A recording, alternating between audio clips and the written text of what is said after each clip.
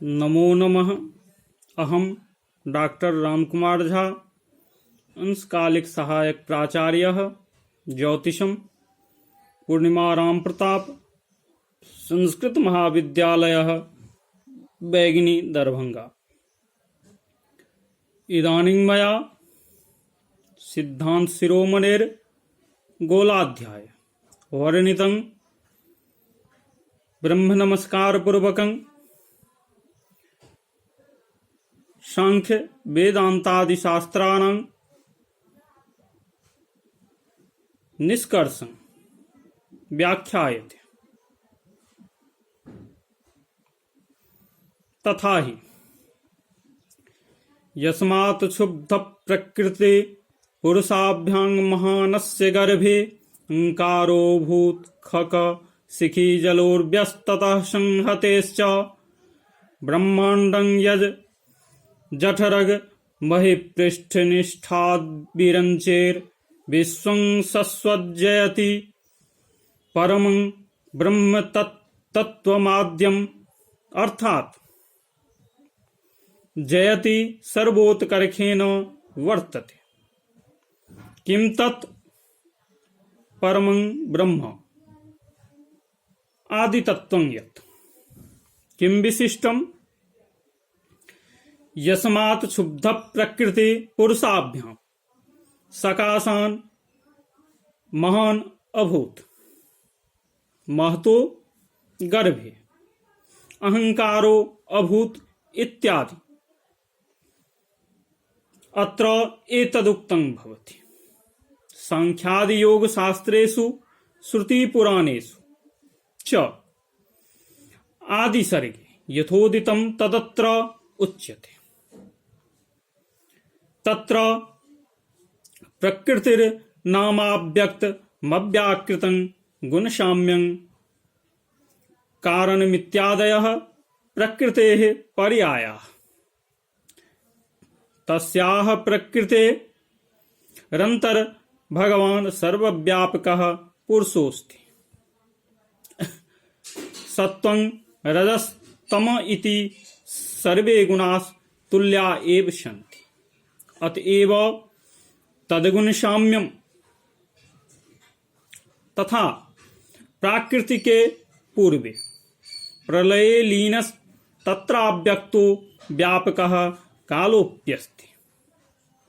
यदा स भगवान् वासुदेवः परं ब्रह्माख्यः श्रीसृक्षुर्भवति तदा तस्मात् संकर्षणाख्योंसो निर्गत्य प्रकृतिपुरुषयोः सन्निधिस्थयोः क्षोभं जनयति। ताभ्यां क्षुब्धाभ्यां महान् अभूत्। महान् वै बुद्धिलक्षण इति।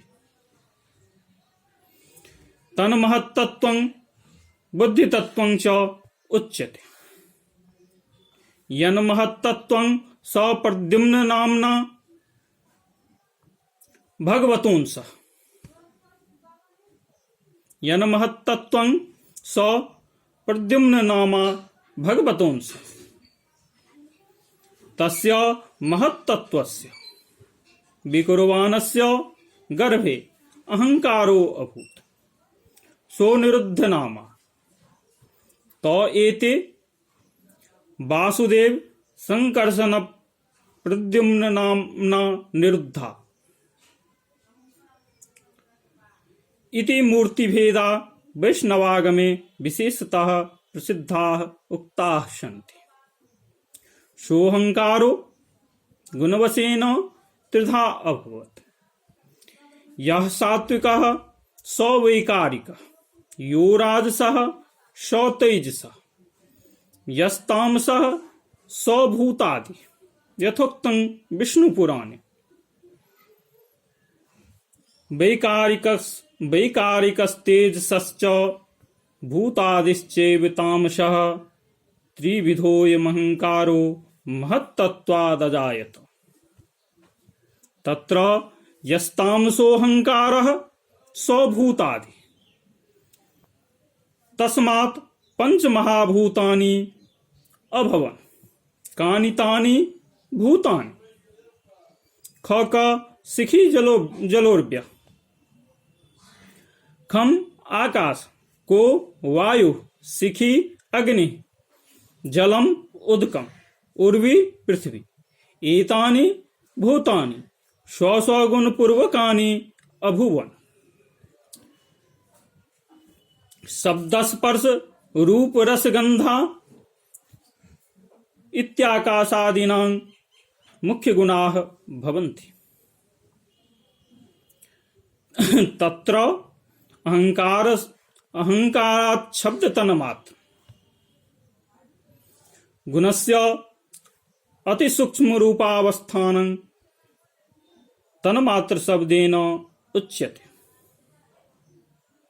शब्दतन्मात्रात् आकाश, आकाशात् स्पर्श तन्मात्र, तस्माद् वायु, वायो रूप तन्मात्र, तस्मात् तेजः, तेजसो रस तन्मात्र,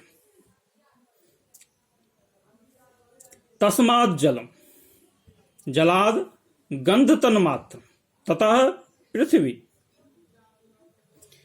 एवं आकाशादीनि एकोत्तर गुणानि अभवन्।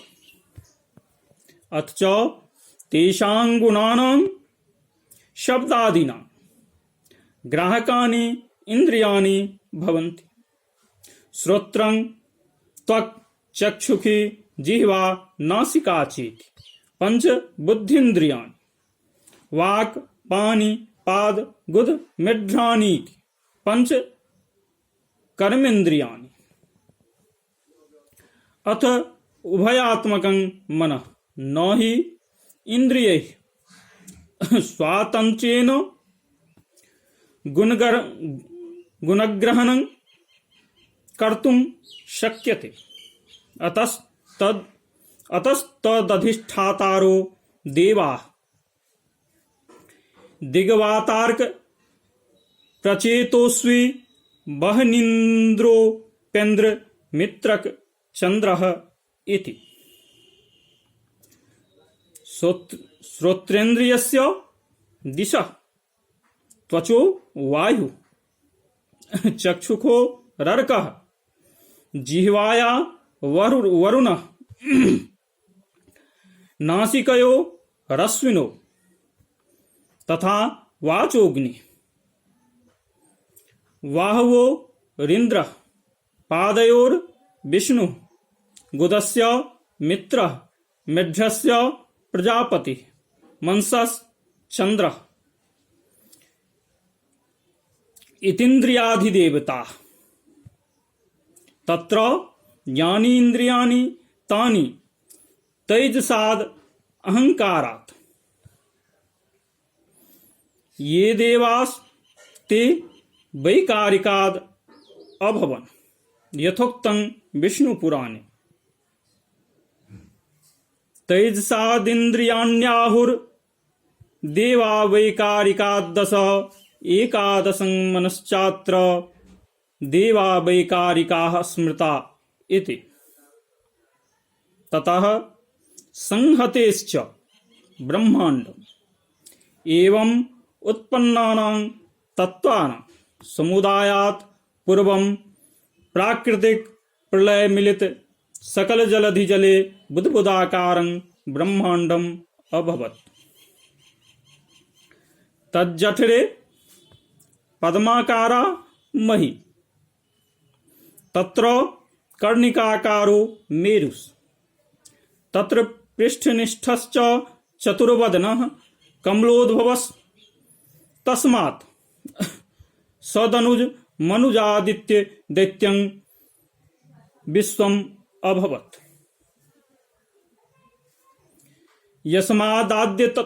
यस्मादाद्यतत्वात् परब्रह्मण शुद्ध प्रकृति पुरुषाभ्यां महदादि परंपरा समुदायोत्पादित ब्रह्मांड जठरगत जगति जलज जनिताद विरंचेरिदम विश्वम अभवत्। सस्वद अनवरतम् तस्य ब्रह्मणो अवसाने अन्यो ब्रह्म अन्यद् जगद इत्यर्थ। अतः तदाद्यं तत्त्वं जयति इति। अस्यायम् अर्थः हिंदी भाषायां जब परब्रह्म भगवान वासुदेव सृष्टि करने के इच्छुक होते हैं, तब उनका संकर्षण नामक अंश प्रकृति और पुरुष में क्षोभ उत्पन्न करते हैं। उस क्षुब्ध प्रकृति और पुरुष से महत तत्व की अर्थात बुद्धि तत्व की समुत्पत्ति होती है। महत तत्व के गर्भ में गुणवश 3 प्रकार का सात्विक, राजस और तामस रूप अहंकार होता है। उस अहंकार से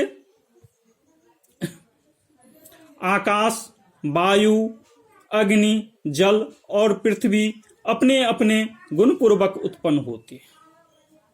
इस प्रकार इनसे उत्पन्न अनेक तत्वों का प्राकृतिक प्रलय सकल जलमय जल में बुदबुदाकार ब्रह्मांड की समुत्पत्ति होती है। ब्रह्मांड के गर्भ में कमल आकार की पृथ्वी संस्थित होती है।